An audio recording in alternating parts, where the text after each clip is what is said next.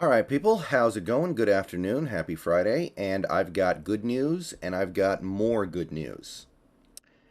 So let's start with the first bit of good news, and at the end of the video, I'll go over the other good news. The first good news is the pass rush had their best game in more than a couple months, and watching the game, that was pretty obvious. It helps when you're playing with a big lead. It helps when you're forcing the other team to pass the ball a lot, and I mean, that's just kind of football 101, but it was good. We forced the Jets to throw the ball a lot, and we got plenty of pressure on Mike White. We had a really good game. It was not the best game of the season, but it was actually fairly close. And I was encouraged by many of the things that I saw out there from the Seahawks pass rush.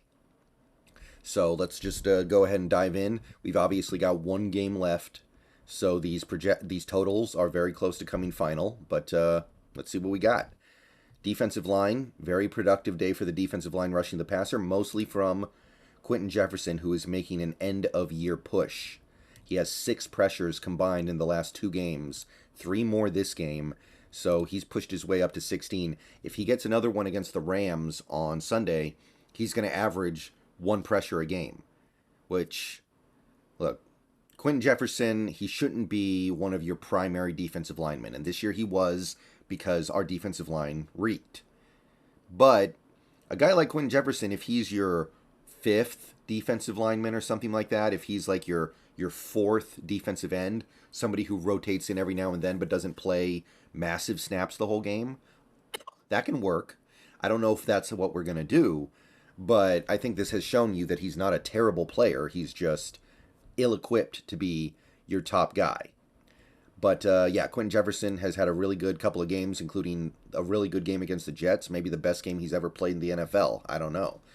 Shelby Harris had a pressure as well. He's pushed his total up to 8. Disappointing year, but he's brought a little bit the last couple games.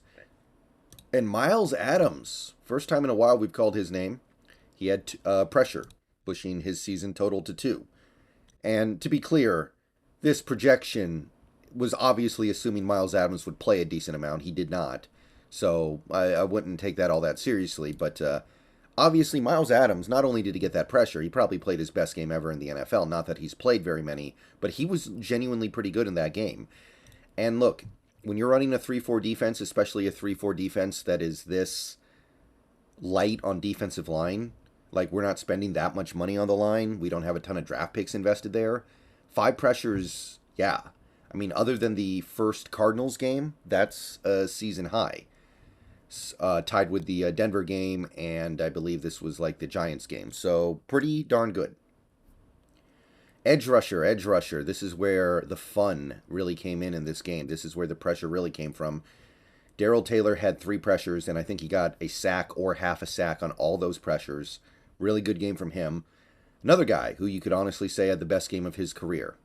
I don't think there's much contesting that.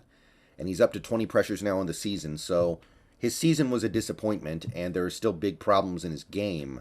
But we are talking about a player here who is at least providing some value. And I can, I can take that. I can live with that. Uchenna Nwosu had a pretty decent game as well. He picked up 2 pressures. He's up to 24 on the season, so he'll probably be meeting my preseason projection of 25 with 1 game left. Probably not too much beyond that, but what he's added in other areas where like a lot of his pressures are turning into sacks. If he gets 1 more sack on Sunday, he'll have double-digit sacks. That's still really good. So Nwosu has been a happy surprise this year. He has petered out the last month, but I think that's because we play him too much. Like it's hard for me to put that on him when we're playing him 60-plus snaps in some of these games. It's kind of ridiculous what we ask of him. Mafe, no pressures. Alton Robinson's just never going to play again, I guess. I don't know at this point. It's kind of silly I even put him on this chart at this point. I guess I should just delete the row.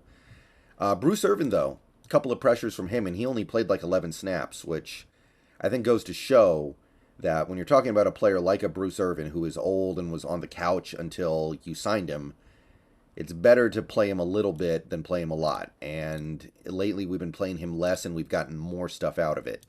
So he's up to 11 pressures on the year now, which is more than I expected when we picked him up. Now, I didn't think he was going to play as much as he did, But it's good to see him adding positive value to this team. Okay, linebacker, Jordan Brooks. He had the pressure that sparked the interception by Quandre Diggs, I believe. So that puts him at 7, and that's where it's obviously going to end. His season is over.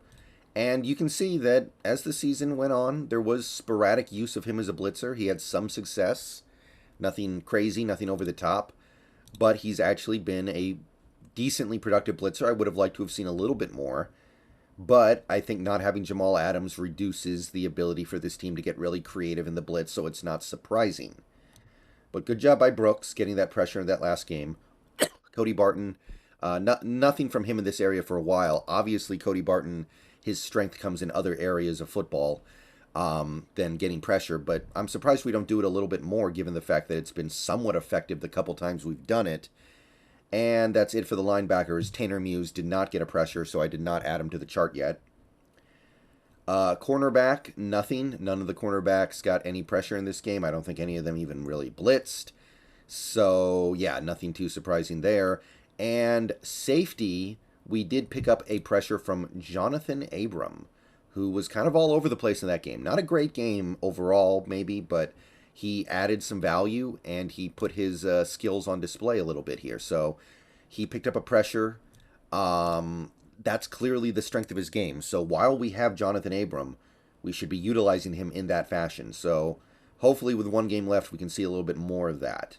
I mean, if John Abram is anything to this team, it should be like poor man's Jamal Adams, right? So you add it all up, that's 14 pressures in a game.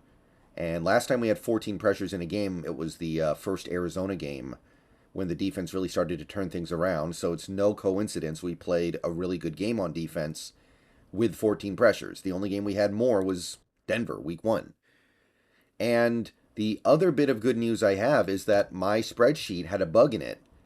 My spreadsheet was not calculating things properly. It's not as bad as I thought. We actually have 125 pressures on the season.